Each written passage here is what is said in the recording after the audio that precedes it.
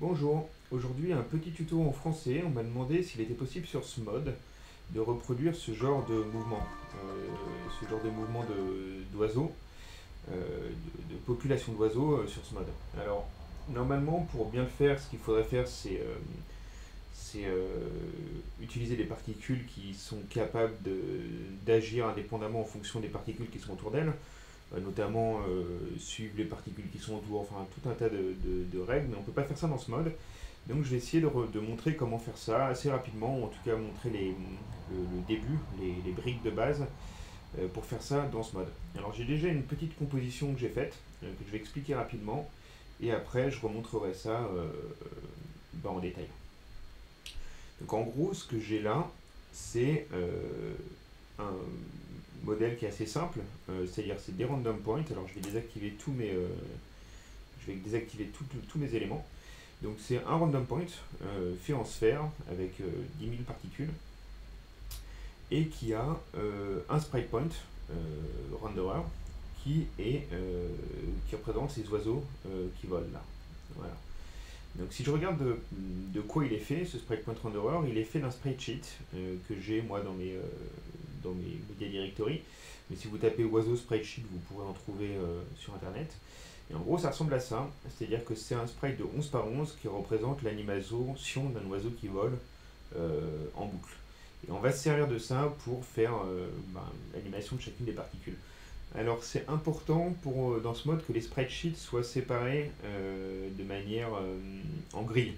C'est-à-dire qu'il y ait le même, que toutes les images, que toutes les vignettes aient la même taille. Même si elles sont rectangulaires, il faut juste qu'elles aient toutes la même taille. Donc là, on a notre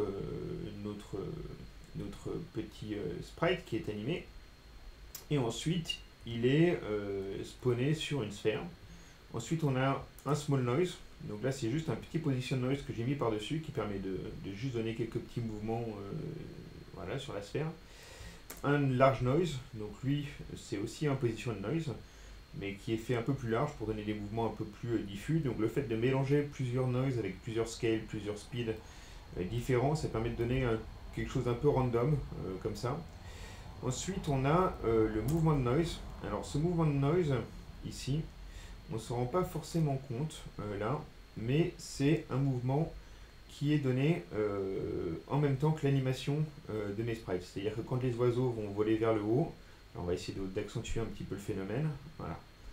Donc dès que les oiseaux vont redescendre, ils vont faire une certaine animation, et dès qu'ils vont remonter, ils vont avoir une autre animation. C'est-à-dire que l'animation de mes sprites est définie et identique à l'animation de mon mouvement. Et enfin un large mouvement de par-dessus qui lui permet de rajouter une espèce de mouvement général sur mon manuel d'oiseau. Et un point scale que j'ai rajouté par-dessus. Alors lui, il me permet juste de diminuer ou d'augmenter la taille de mes oiseaux rapidement comme ça. Voilà, c'est juste à ça que ça me sert. Et maintenant, je vais remontrer comment faire ça de A à Z. Alors déjà, je vais essayer de retrouver où j'ai mis mes spreadsheets. Donc clic droit, Level Immediate Directory, ils sont là. Ok. Donc on va refaire ça à 0. Hop, je vais foutre tout ça. On va supprimer tout ça. Voilà. Alors donc la première chose à faire, c'est de générer une skybox dans les special layers. Skybox, voilà, c'est juste pour faire un arrière-plan. Ensuite, on va générer dans les 3D layers un random point. Voilà, un random point en sphère. Alors pour l'instant, il a des points blancs. Voilà. Et ces random points, ce que je vais faire, c'est que je vais faire un CTRL-SHIFT-A, CTRL-SHIFT-A, ou sinon clic droit, renderer sprite points, ce qui revient au même. CTRL-SHIFT-A, donc là ça me fait juste deux sprite point renderer, en fait ça ne sert pas à grand chose, on a exactement la même chose qu'avant. C'est juste que comme ça j'ai mon sprite point renderer qui est affiché dans l'arbre d'éléments, et si je veux venir bouger ses paramètres, modifier ses paramètres, je l'ai directement accessible. Donc ce que je vais faire, c'est que je vais me remettre ma skybox et je vais venir mettre mes oiseaux dans ce sprite point. Ici, voilà. Et on va supprimer la dot. Donc maintenant si je zoome, je me rends compte que chacun de mes sprites, c'est tout le spreadsheet.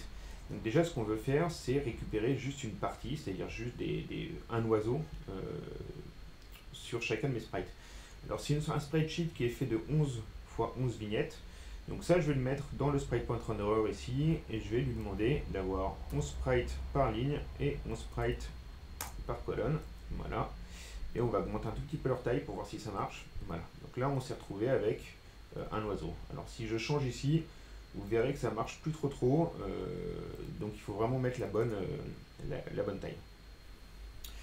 Donc maintenant, j'ai mes oiseaux qui sont là. Maintenant, ce que je veux, c'est animer mes sprite points. Alors comment faire pour animer ces sprite points? Là on voit qu'en fait, si je peux zoomer là-dessus, en fait chacun des états de mon oiseau, il est affiché de manière random sur chacun de mes points. Il est affiché de manière random parce qu'en dessous de cette partie-là, j'ai un sprite selector qui est défini en type random. Alors moi ce que je vais faire, c'est que je vais le mettre en fonction, ce sprite point, voilà. Donc là, on a plus ou moins la même chose qu'avant, plus ou moins.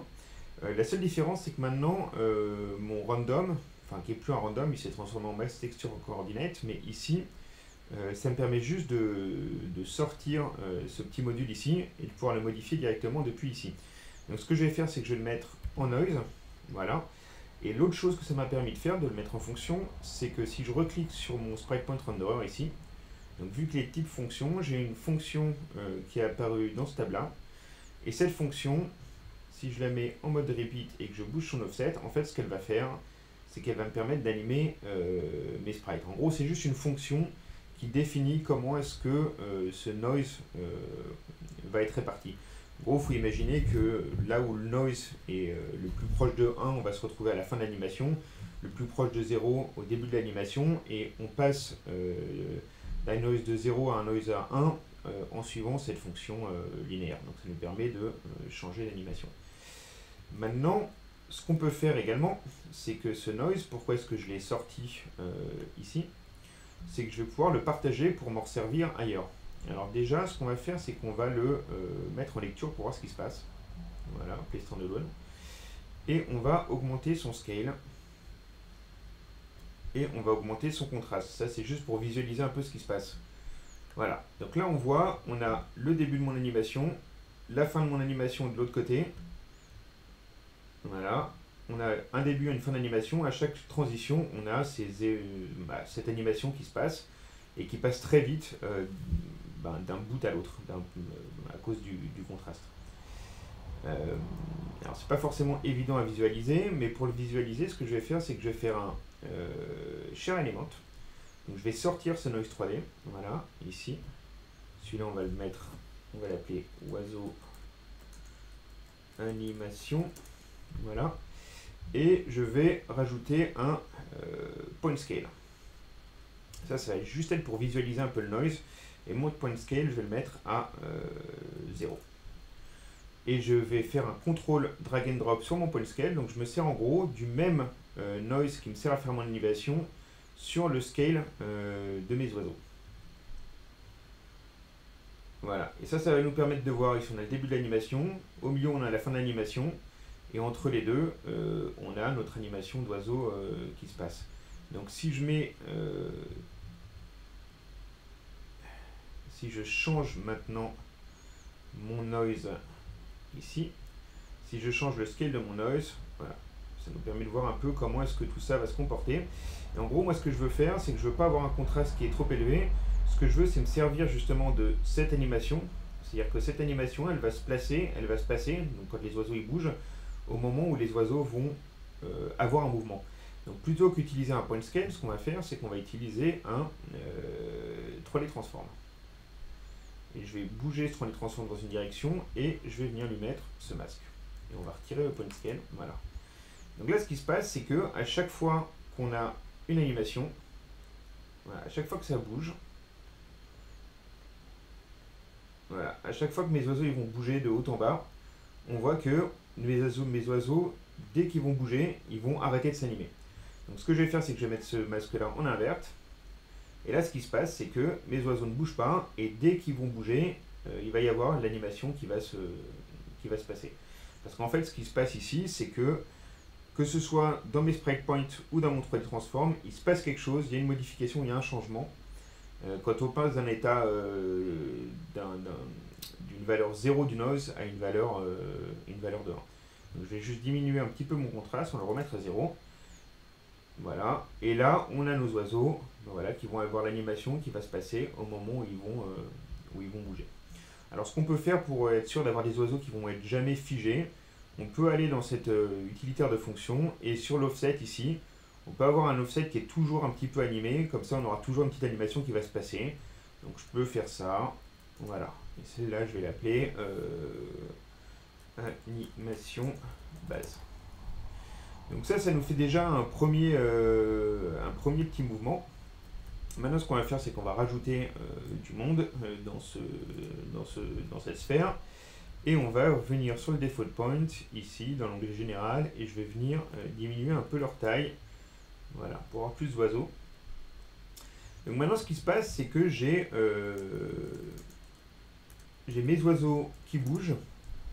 Donc j'ai cette animation d'oiseau et ces default points. Donc j'ai mon animation d'oiseau qui bouge en même temps que le mouvement de ma foule d'oiseaux. Alors après, cette animation, j'ai juste dit qu'ils allaient de 3,5 mètres vers le haut quand le noise est à son maximum.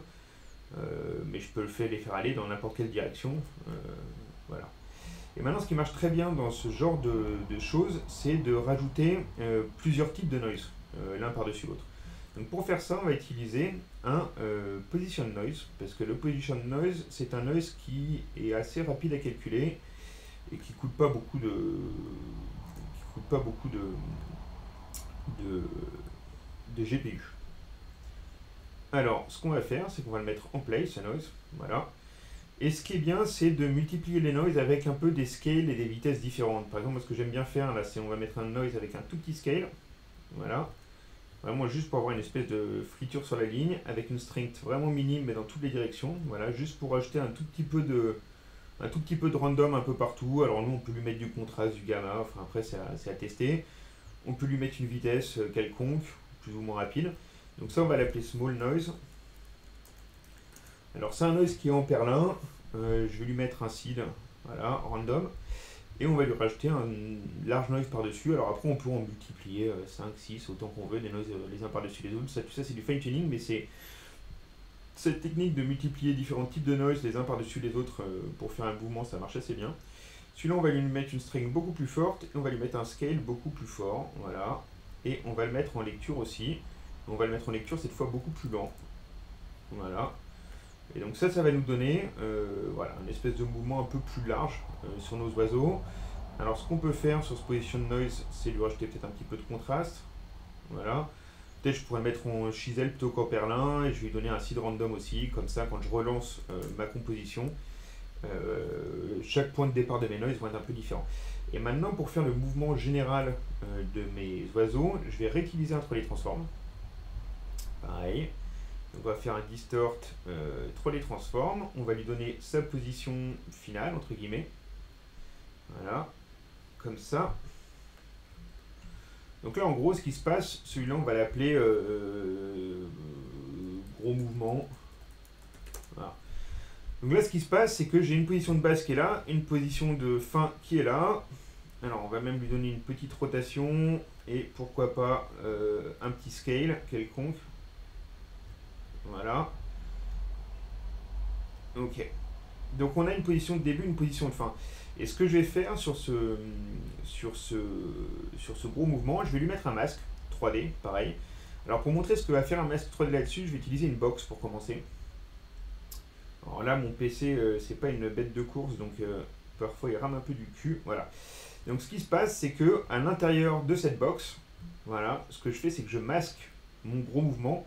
Et donc on a le point final de mon gros mouvement qui se retrouve à l'intérieur de la box. Donc si je prends cette box et que je viens la déplacer par exemple, voilà, ça me permet de dire où va se retrouver le centre de mon gros mouvement.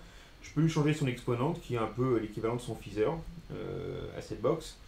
Et pour l'instant c'est pas la fête du string, donc ce qu'on va faire c'est que plutôt de lui mettre une box, on va définir son point in et son point out à ce gros mouvement, en gros l'interpolation entre ces deux états, avec un autre noise. Donc pareil, on va réutiliser un noise 3D, on va lui changer sa seed, voilà, on va lui changer son scale à bombe de balle, et on va le plier. Voilà. Et là, ce qui se passe, c'est que ben voilà, j'ai un noise qui va changer un peu arbitrairement l'interpolation de mon état final et de mon état initial.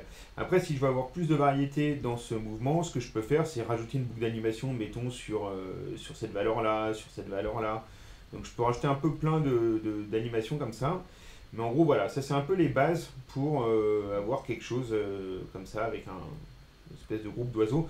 Et après, bien sûr, bon, jouer sur un peu les vitesses, les durées, le nombre d'oiseaux, on peut rajouter autant qu'on veut. Mais voilà, ce serait un peu comme ça que je ferais moi pour faire une foule d'oiseaux. Alors ce que je vais essayer de faire, c'est de vous partager cette composition-là que je viens de faire. Alors je vais lui faire un save as, je vais l'appeler Murmure V2 ou Murmure Tuto, mettons. Et je vais essayer de la partager sur le forum de Smod. Par ailleurs, juste pour préciser aussi, donc ça ce tuto-là, c'est un tuto que je fais moi sur ma chaîne. Je vais vous mettre un lien dans la description aussi vers la chaîne de Smod qui a ses tutos officiels. Voilà, bah c'est tout pour aujourd'hui. Si vous avez des questions, n'hésitez pas dans les commentaires.